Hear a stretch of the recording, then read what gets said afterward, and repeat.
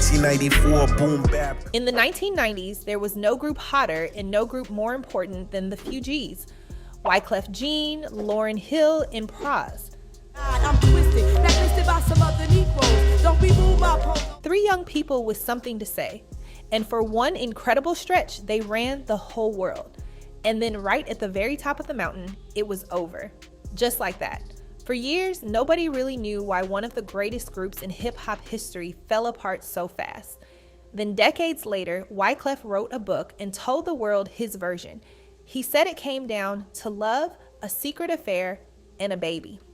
And the moment that book hit the shelves, the man at the center of the other side of the story, the son of a reggae legend, came out swinging and called the whole thing a lie. So tonight we breaking down the love triangle that may have killed the Fugees, and you the one who gets to decide who is telling the truth. Let's set the stage. The Fugees came together back in 1992. Wyclef and Pras were cousins with Haitian roots, and the name Fugees came from the word refugees, a nod to where their families came from. They pulled in a young, fierce, impossibly talented singer and rapper out of New Jersey named Lauryn Hill. And something about those 3 voices together just hit different. By 1996, they dropped an album called The Score, and it did not just sell, it took over the planet. Socially conscious, soulful, hard, and beautiful, all at the same time. They were one of the biggest acts of the entire decade. From the outside, it looked like 3 friends conquering music together. But on the inside, according to Wyclef, something far more complicated was already burning. Because Wyclef says he and Lauryn were never just bandmates. He says that back in the early days of the group, the 2 of them fell into a romance. They were young, they were making magic together every single day, and the lines got blurry fast. And here's the part that turns it messy. Around that same time, Wyclef got married. He wed a designer named Marie Claudinette, but by his own account, marriage did not end things with Lauryn. He says the affair kept right on going behind closed doors. In his telling, Lauryn was not just his secret, she was his muse, the fuel behind the music. And honestly, you can hear it. A whole lot of that fire on the score came from 2 people tangled up in something they could not say out loud. Now here is where the 3rd point of the triangle walks in. His name is Rohan Marley, and yes, that Marley. He is a son of the legendary Bob Marley. Lauryn and Rohan got together, and it became one of the most talked about relationships of that whole era.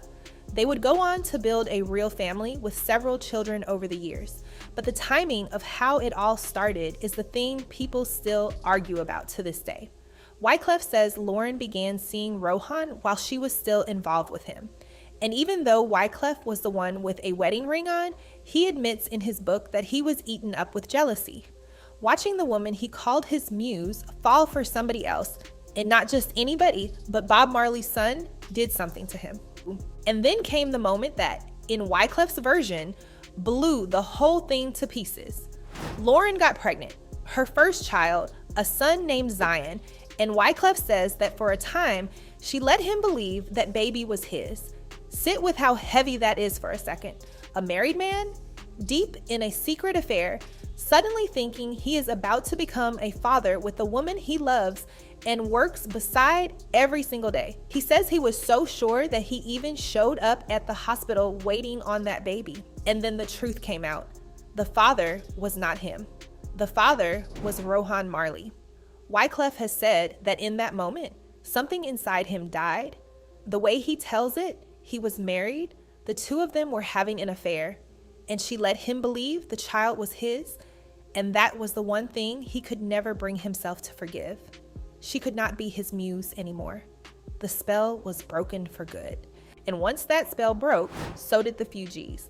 The group that had the entire world in the palm of its hand came apart in 1997, right after they had climbed all the way to the top. No long goodbye, no farewell tour, just gone. And poor Pras, the 3rd member, was basically left standing in the wreckage of 2 people who could barely be in the same room anymore. One of the most powerful trios in music history, undone not by money or fame, but by heartbreak. But out of all that pain came something incredible. In 1998, Lauryn Hill released the Miseducation of Lauryn Hill, and if you know, you know. My world, it moves so fast today, and life squeezes so tight that I can't breathe. That album is still talked about as one of the greatest records in the history of music, period. Raw, honest, spiritual, and heartbroken all at once. And a lot of that heartbreak had a clear target. Songs on that album, including the one called X Factor, were widely understood to be about Wyclef and the relationship that fell apart.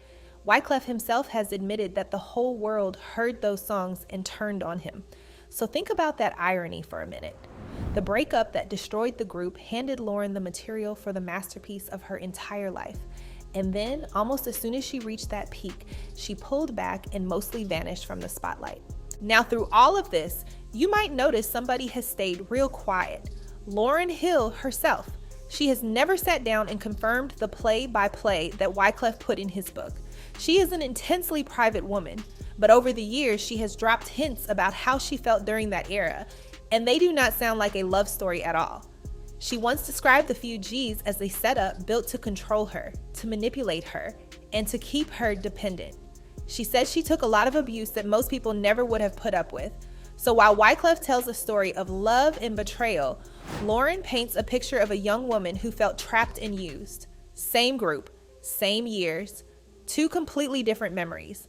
And then there is Rohan Marley, the actual father of that baby, and he is not quiet at all. When Wyclef's book came out in 2012, Rohan came straight out and called the whole story a lie and a money grab to move copies. He said Wyclef knew from the very beginning that Zion was his son, not Wyclef's. He went even further and claimed it was actually Wyclef who introduced him to Lauryn in the first place, that Wyclef gave him the green light, which would mean there was never a real secret being hidden at all.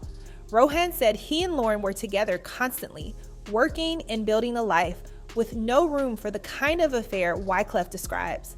And Wyclef did not back down 1 inch.